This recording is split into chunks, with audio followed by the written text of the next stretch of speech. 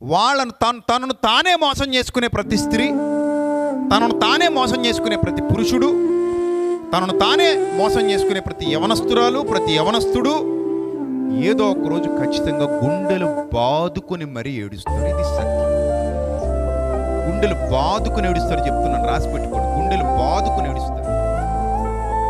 ఎందుకు గుండెలు బాదుకుని ఏడుస్తారంటే, నిన్నెవడు మోసం చేయలా, నిన్ను పక్కన వాళ్ళు మోసం చేయలా, ఎదురుగున్న వాళ్ళు మోసం చేయలా, నిన్ను నీ బోధకుడు మోసం చేయలా, నీ పక్కనున్న విశ్వాసిని మోసం చేయలా. ఎవరు మోసం చేశారు నిన్ను? చెప్పి, ఎవరు మోసం చేశారు నిన్ను? నిన్ను నువ్వే మోసం చేసుకున్నావు. జాగ్రత్త, నిన్ను నువ్వే మోసం చేసుకున్నావు. నీ గొయ్యి నువ్వే తవ్వుకున్నావు. నీకు అన్నీ తెలుసు, నీకు అన్నీ తెలుసు. సామెతల గ్రంథంలో ఒక విచిత్రమైన మాట ఉంటుంది.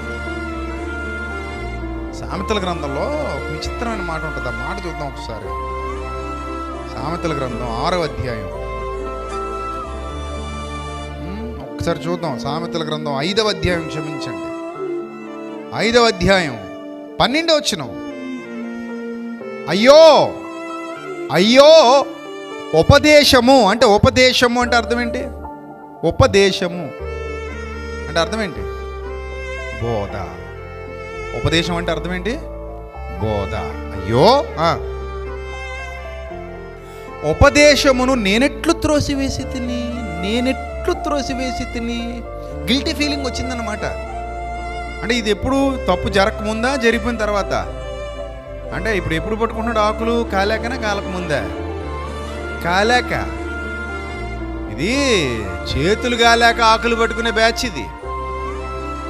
అయ్యో, నేనెట్లు ఉపదేశమును నేనెట్లు తోసేసేసాను, నేనెట్లు త్రోసివేసి తిని. నెక్స్ట్, నా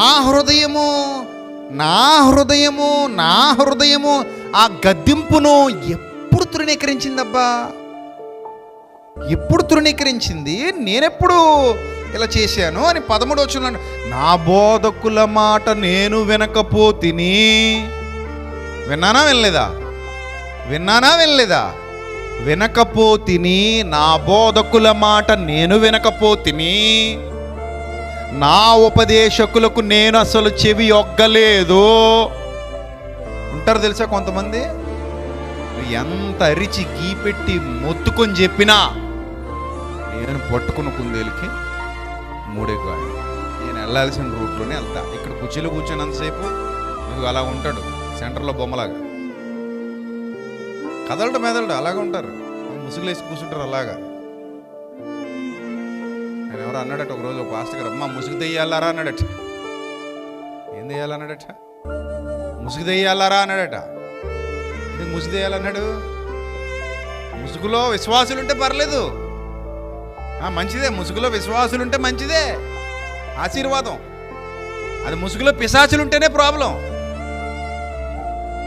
అర్థమైందా? అందుకే అన్నాడట ఆయన, ముసుగు దెయ్యాలారా, ఆ మాట వినరా అన్నాడట.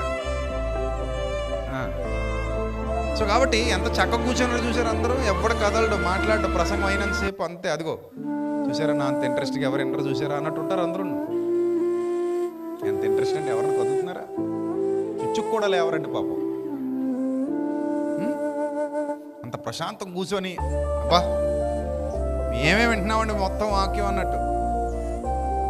నేనే మొత్తం ఏరుకు పట్టుకెళ్ళిపోతున్నానండి. అంత కాన్సన్ట్రేషన్గా చెవులు మొత్తం కరెక్ట్గా మీ దగ్గరే పెట్టి ఆ మాటలన్నీ క్యాప్చర్ చేస్తానండి హృదయంతో అన్నట్టు కూర్చుంటారు. మళ్ళీ రేపు పొద్దున్న శరా మామూలే. ఎన్ని చూడలేదు, ఎంతమందిని చూడలేదు. రేపు పొద్దున మళ్ళీ మామూలే, అన్ని మామూలే. ఈ రాత్రి దులిపిపోతాం మనం, ఇక్కడ దులిపేసిపోతాం అనుకుని.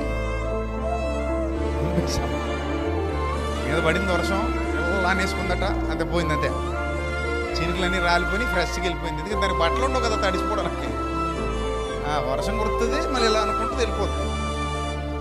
అలా మనం కూడా ఈ చెవితో విన్నాం, ఆ చెవితోనే వదిలేసాం, దులిపేసుకున్నాం, పోయాం. అంటే నిన్ను నువ్వే ఏం చేసుకున్నావు?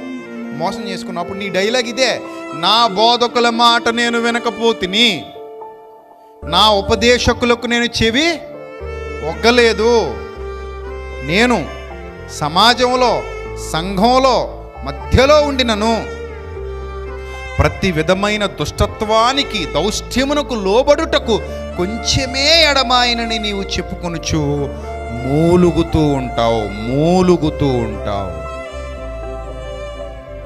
ఒక్కోసారి వినపడదండి, ఏంటో మరి అలా ఉంటుంది.